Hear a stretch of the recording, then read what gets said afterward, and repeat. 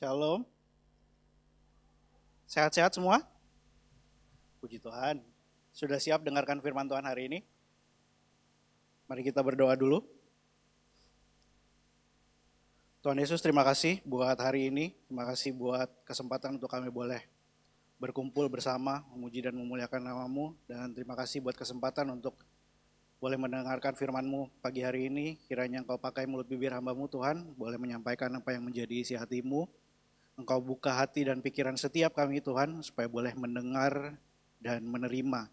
Biarlah setiap firman yang ditabur tumbuh menjadi suatu yang subur dalam kehidupan kami dan menghasilkan buah Tuhan. Terima kasih Tuhan, kami undang Engkau Roh Kudus untuk hadir saat ini. Dalam nama Yesus kami berdoa dan mengucap syukur, haleluya, amin, amin. Saudara percaya atau enggak, sampai hari ini tiap kali saya berdiri di sini masih ada grogi-groginya tuh bawain firman. Tapi kita tahu betul bahwa firman yang disiapkan itu benar-benar dari Tuhan. Pada saat firman itu di masa persiapan sudah bicara, nampar, menohok diri saya sendiri. Dan saya tahu betul bahwa pada saat saya terima, ini adalah sesuatu yang Tuhan mau sampaikan buat kita semua hari ini. Sudah siap? Oke. Firman hari ini saya beri judul The Axiom Syndrome, From Consumer to Contributor. Nanti saya akan jelaskan apa arti dari The Axiom Syndrome. Tapi saya mau cerita dulu tentang fenomena yang akhir-akhir ini sering kita lihat di society. Ada istilah psikologis, saya nggak tahu baru apa udah lama, namanya doom spending. Ada yang pernah dengar saudara doom spending? Kalau Anda belum pernah dengar istilahnya, mungkin Anda pernah dengar gejala-gejalanya. Gejala-gejalanya adalah seperti ini. Tiba-tiba ada yang ngebel pintu rumah dan teriak, paket. Lalu Anda bilang, paket apa ya? Itu biasanya gejala doom spending. Karena waktu check out nggak sadar, tiba-tiba barangnya datang, baru Anda ingat, oh iya, itu kebeli ya kemarin ya. Udah check out baru sadar. Doom spending. Ini tuh kondisi di mana orang merasa akhir-akhir ini sangat stres, lalu pelariannya adalah belanja impulsif. Mungkin Anda berpikir, orang yang berduit tuh pasti check out nggak mikir gitu ya. Tapi pada kenyataannya ada data yang menyatakan bahwa utang pay later di Indonesia itu sudah tembus di angka lebih dari 30 triliun. Total utang atau baki debit pay later, buy now atau pay later di Indonesia mencapai 30,71 triliun hingga 2026. Kalau 30 triliun dipakai untuk bayar utang negara, lumayan ya. Kalau 30 triliun dipakai untuk pekerjaan pelayanan Tuhan, lumayan ya. Orang tuh, kita semualah akhir-akhir ini mencari kelegaan hidup dengan cara mengkonsumsi secara instan. Karena aksesnya gampang sekarang, it's all in our hands. Tapi ujung-ujungnya malah cemas, tertekan dan depresi karena dikejar-kejar tagihan tiap kali jatuh tempo. Miris ya, dunia kita selalu melatih kita untuk punya mentalitas konsumen. Kita sekarang selalu bertanya, apa yang bisa gue dapat? Apa yang bisa gue terima sekarang atau saat ini? Waktu Tuhan kasih data dan fakta-fakta ini ya lumayan buat saya nampol karena saya juga kadang-kadang pelaku. 30 triliun itu ya sebagian punya saya juga. Makanya pagi ini saya mau ajak kita semua melihat bagaimana firman Tuhan menawarkan jalan keluar yang radikal bahwa sebenarnya kelegaan dan kepenuhan hidup tidak akan pernah kita temukan lewat apa yang kita konsumsi, melainkan lewat apa yang kita kontribusikan. It's never about what we consume, tapi how we contribute. Sebenarnya akar masalahnya apa sih? Sebenarnya apa yang membuat kita punya mental konsumsi ini? Mari kita baca di Efesus pasal 4 ayat 17 sampai 19. Ini adalah surat Paulus yang berkata, sebab itu kukatakan dan kutegaskan ini kepadamu di dalam Tuhan, jangan hidup lagi sama seperti orang-orang yang tidak mengenal Allah dengan pikirannya yang sia-sia.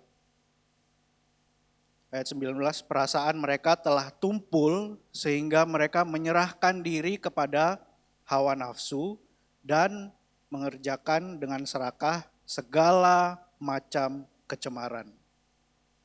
Yang saya mau highlight adalah kata ini, pikiran yang sia-sia. Kadang-kadang pikiran ini adalah pikiran yang fokusnya cuman memuaskan kenyamanan diri kita sendiri. Nah, beberapa minggu yang lalu, saya baru nonton, jujur baru nonton film lama Pixar, judulnya Wall-E. Ada yang sudah nonton? Ya, orang tua yang playlistnya di TV sudah tercemar dengan kartun dan itu, pasti udah pada nonton ya. Ini yang saya mau angkat, di film Wall-E, ada gambarnya nggak? Ada pesawat luar angkasa yang namanya Axiom. Jadi idenya adalah manusia membuat pesawat Axiom untuk keluar dari bumi yang ceritanya sudah cemar, supaya manusia bisa tinggal di dalamnya, jadi bisa tinggal di luar angkasa bukan di bumi lagi. Jadi mereka meninggalkan bumi. Tapi Axiom didesain sedemikian rupa untuk memberikan kenyamanan kepada manusia, sehingga manusia di dalam Axiom itu cukup duduk aja di kursi yang melayang itu, dan semua yang mereka konsumsi, baik itu makanan, minuman, diantar ke kursi mereka. Terus lewat layar itu semua konsumsi mereka dan order mereka dibikin di situ. Jadi everything's easy, you just sit down, floating gitu. Nanti mau kemana, ya tinggal kursinya yang jalan. Pasti udah lihat ya sini ya, kursinya yang jalan ngikutin rute mau kemana gitu. Semua dikontrol lewat layar itu. Ini gak sih, mirip banget gak sih sama dunia kita hari-hari ini? Di atas Axiom tuh manusia tidak perlu melakukan apa-apa. Mereka sehari-harinya hanya duduk di kursi melayang, nyaman, menatap layar, semua kebutuhan dilayani sepenuhnya oleh yang namanya teknologi. Teknologi ya. Mulai dari makan, minum, sampai hiburan semuanya instan. Tapi dampaknya apa? Karena mereka terus-menerus mengkonsumsi dan dilayani tanpa pernah bergerak dan berkontribusi, kondisi fisiknya seperti itu tuh. Berubah drastis, menjadi obesitas dan kehilangan kekuatan tulang. Sampai sebenarnya berdiri aja udah gak kuat tulangnya. Di salah satu scene-nya diliatin kaptennya Axiom dari awal mereka berangkat dari bumi sampai kayaknya udah kayak 70 tahun, 700 tahunan, ratusan tahun lah pokoknya mereka di Axiom. Transisi kaptennya dari yang badannya emang bener bagus sampai jadi kayak gini juga di Axiom. Nah, lebih sedihnya lagi, interaksi antar manusia benar-benar hilang di Axiom. Semuanya sibuk dengan layar, di kursinya masing-masing, sampai hal sesederhana berpegangan tangan aja mereka sampai lupa. Biar gak lupa kasih tos dulu kiri kanannya, biar interaksinya ada. Jangan sampai lupa interaksi fisik kita sebagai manusia. Nah ini nih bahaya besarnya mentalitas konsumen yang saya percaya Tuhan mau omongin hari ini kita lewat analogi ini nih, The Axiom Syndrome. Makanya saya ambil dari film Wall-E. Berapa banyak dari kita yang sadar saat ini tuh kita sedang menjalani kehidupan yang mirip-mirip kayak di Axiom.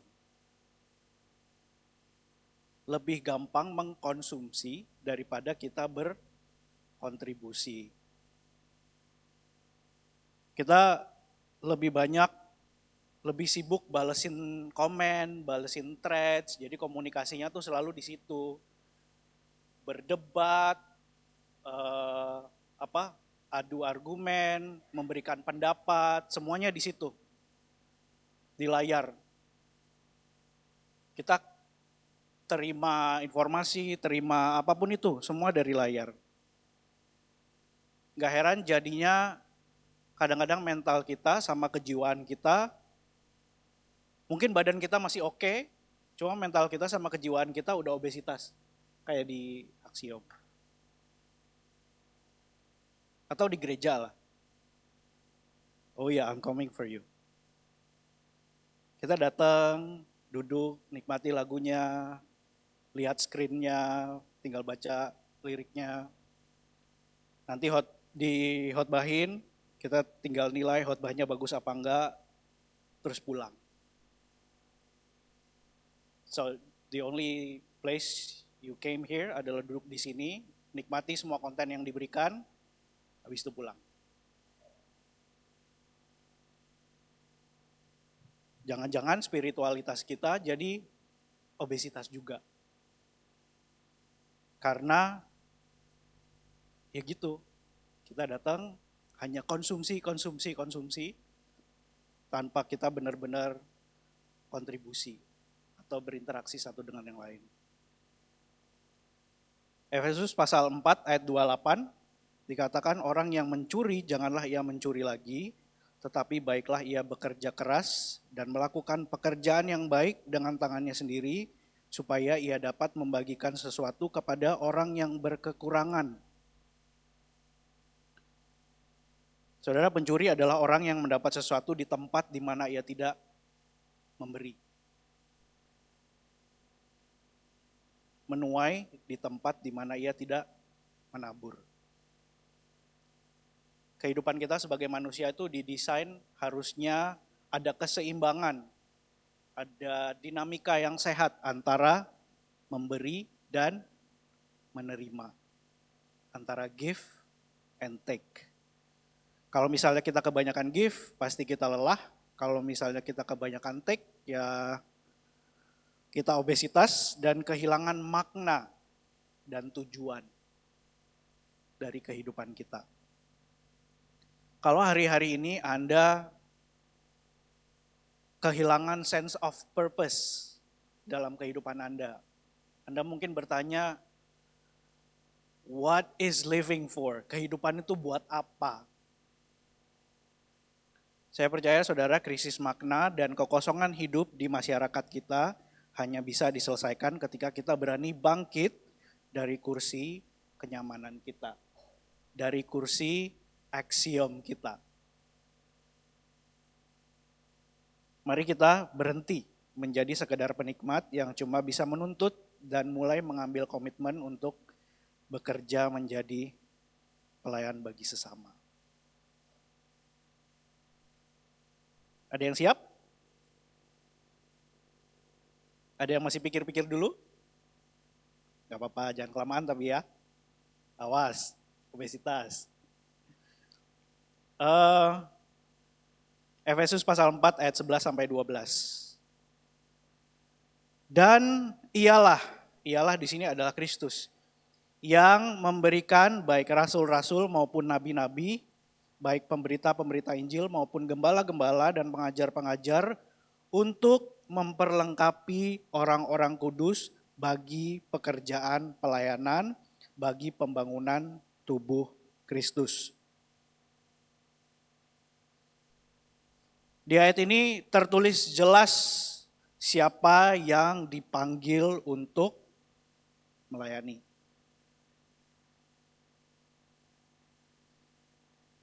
Di situ jelas tertulis bahwa peran para gembala dan pengajar itu justru untuk memperlengkapi orang-orang kudus. Siapa sih orang-orang kudus? Kita semua, all of us, yang sudah diselamatkan oleh Kristus, dan yang sudah dibilang bahwa kuduslah kamu karena aku kudus. Eksekutor utama dari pelayanan adalah kita semua. Kasih tahu kanannya, kamu juga. Kasih tahu kirinya, kamu nggak terkecuali. Kita semua. Jadi, sorry to say, sebenarnya nggak ada tuh istilah jemaat biasa. Beberapa belakangan ya sering aja terdengar, kayaknya saya mau jadi jemaat biasa aja. Semua jemaat luar biasa yang dipanggil untuk melayani.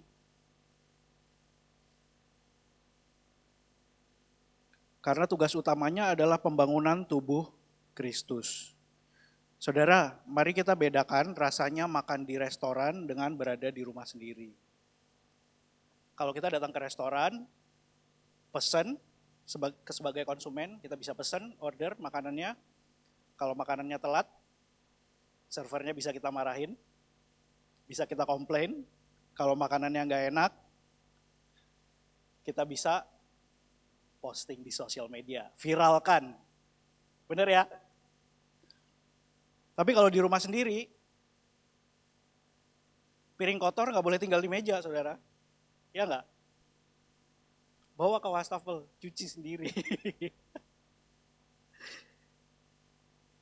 Anda nggak akan teriak untuk manggil-manggil siapa-siapa gitu. Mungkin kalau Anda punya pelayan ya bisa, tapi it's your house. Anda turun tangan langsung kan untuk memberesin rumah Anda sendiri. Kebersihan dan order di dalam rumah Anda adalah tanggung jawab Anda. Ya, I guess you already know bahwa gereja ini sebenarnya ya bukan restoran rohani. Tempat kita sekedar datang dan dilayani. Melainkan rumah kita bersama.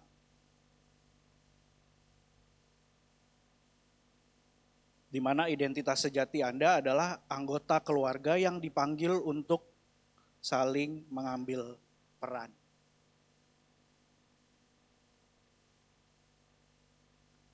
Saudara, salah satu visi yang rumah ini punya, New Tribe Bali, adalah kita mau menjadi aliran sungai. Kita mau menjadi rivers of living water. Kita mau jadi aliran sungai kehidupan. Yang kemanapun kita mengalir, kita membawa kehidupan, karena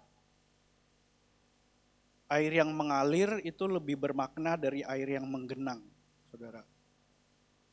Saudara tahu laut mati? Laut mati adalah genangan air yang tidak punya aliran kemana-mana. Di dalam laut mati tidak bisa ada kehidupan.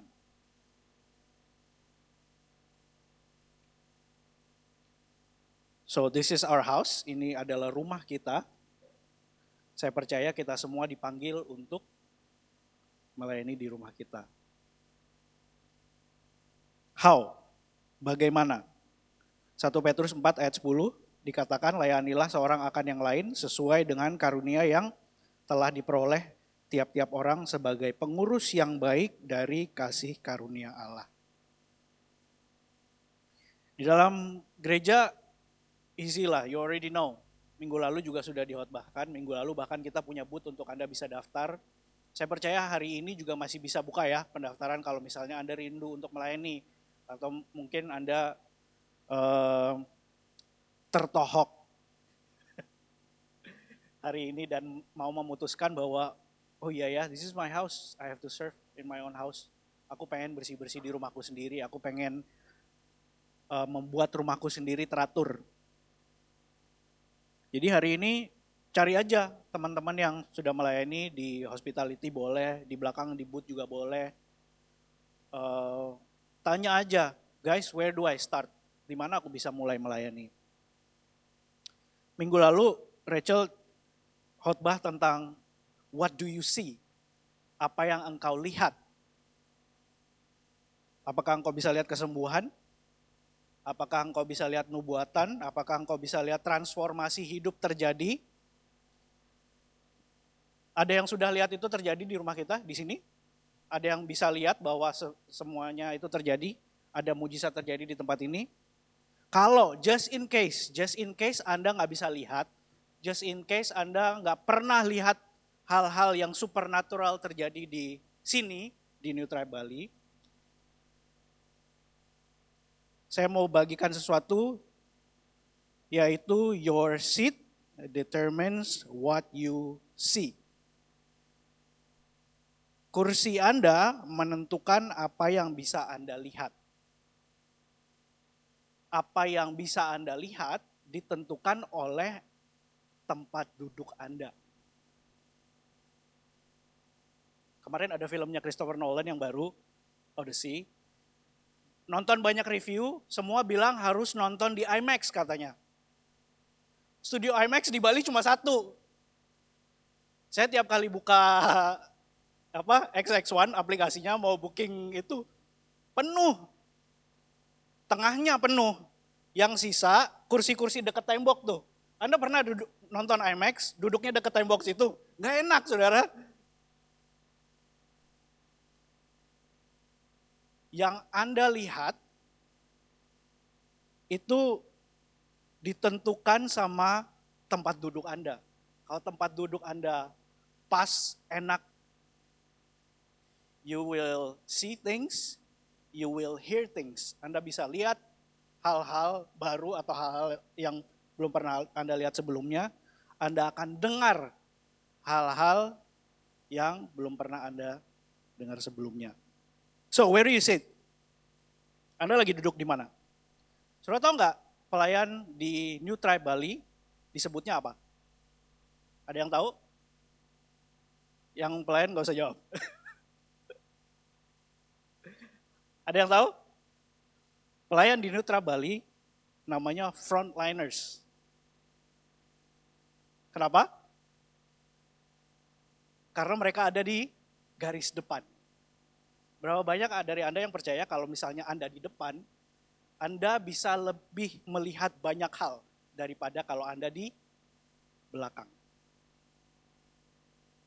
So, pick your seat. Silahkan pilih kursi Anda. Anda mau duduk di kursi aksiom dan jadi obesitas, atau Anda mau duduk di frontline, di garis depan. Karena di garis depan, there's a lot of things that you can see. Rachel kemarin udah share. Ada hal-hal yang Tuhan kerjakan yang Anda bisa lihat lebih jelas kalau Anda ada di garis depan. Consume atau contribute. Saudara, melayani di rumah adalah cara terbaik untuk kita bisa belajar keseimbangan antara memberi dan menerima. Di mana lagi bisa belajar kalau nggak di rumah sendiri? Di rumah sendiri Anda diterima. You can make any kinds of mistake you want. Rumah sendiri. Tadi saya lihat sekitar yang melayani, Daniel bawain pengumuman, teman-teman yang main musik, Dae yang bawain mimbar. Teman-teman saya, people who I've been grow up, aku sudah, yang saya sudah tumbuh besar bareng sama mereka di rumah ini, nyaman banget melayani bareng-bareng sama orang-orang yang udah tumbuh bareng gitu. Gak ada tempat terbaik untuk mulai belajar melayani selain di rumah sendiri. Di New Tribe Bali banyak, saudara, area di mana kita bisa saling melayani. Seminim-minimnya Anda sebagai orang percaya bisa doakan? Prayer team. Bisa start dari situ, doa buat yang lain gitu.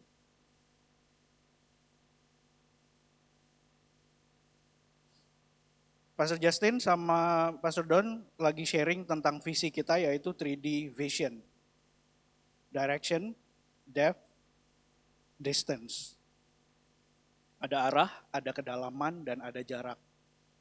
Kayaknya minggu ini yang saya mau garis besarkan adalah jarak. Dalam kitab Yeskel pasal 47 ayat 9 dikatakan, sehingga kemana saja sungai itu mengalir, segala makhluk hidup yang berkeriapan di sana akan hidup. Ikan-ikan akan menjadi sangat banyak, sebab kemana saja air itu sampai, air laut di situ menjadi tawar, dan kemana saja sungai itu mengalir, semuanya di sana hidup. Saudara, saya percaya gereja ini, keluarga kita, New Tribe Bali, panggilannya adalah membawa kehidupan yang mengalir kemana saja. Jadi kalau misalnya Anda sudah membuat keputusan hari ini, mau melayani di rumah, di New Tribe Bali, go ahead. Tapi saya mau bilang juga bahwa pelayanan kita sebagai gereja nggak stop sampai di sini. Kontribusi kita nggak akan dibatasi sama 4 tembok ini. Kontribusi kita sebagai anak-anak Tuhan yang percaya adalah untuk keluar juga. Kemana saja, wherever we go, wherever we flow, saya berdoa ada kehidupan yang kita bawa. Ada kehidupan yang kita bawa di keluarga, ada kehidupan yang kita bawa di tempat kerja, ada kehidupan yang kita bawa di tempat bisnis, ada dampak yang kita bawa lewat kontribusi kita.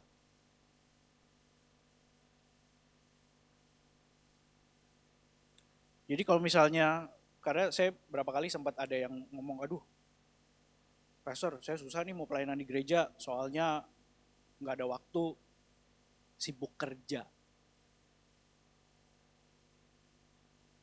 Berarti Anda tidak melihat bahwa pekerjaan Anda adalah pelayanan Anda. Jadi saya mau encourage, di mana saja Anda melakukan sesuatu untuk Tuhan, untuk membangun kerajaannya, Anda sedang berkontribusi. Bentuk pelayanan yang paling transformatif saat ini tidak selalu menuntut program besar, melainkan kesediaan Anda untuk hadir. Mungkin meminjamkan telinga, memberikan perkataan yang membangun, di saat orang lain merasa buntu. Even waktu Anda scrolling sosial media lah, lagi nge-thread, lagi nge-comment, Anda bisa melayani di sana. Saudara, panggilan untuk melayani tidak pernah dibatasi oleh tembok gedung gereja ini. Karena mimbar pelayanan Anda yang sesungguhnya justru berada di tengah keluarga Anda, di meja kantor Anda, di tengah keseharian masyarakat Anda, wherever you go.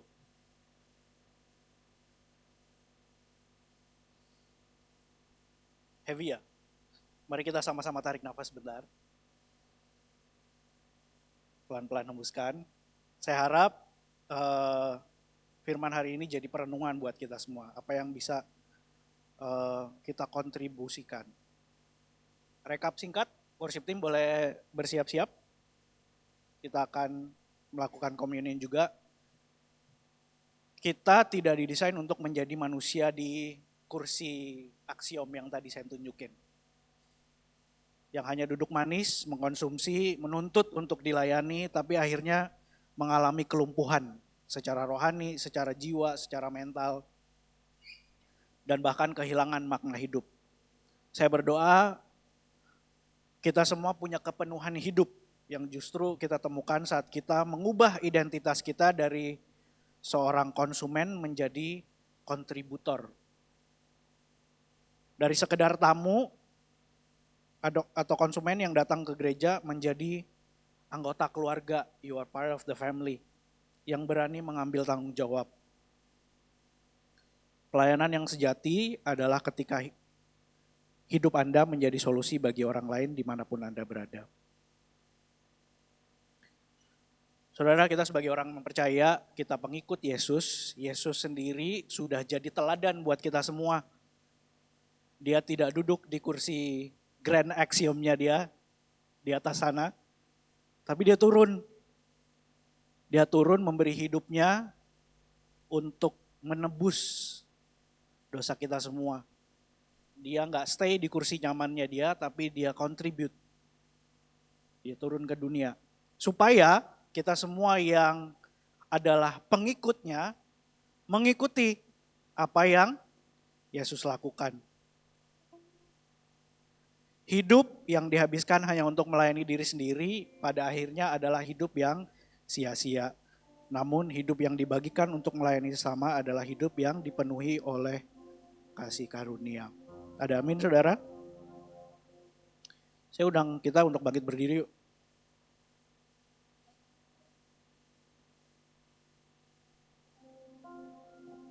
Kita siapkan hati kita akan melakukan perjamuan.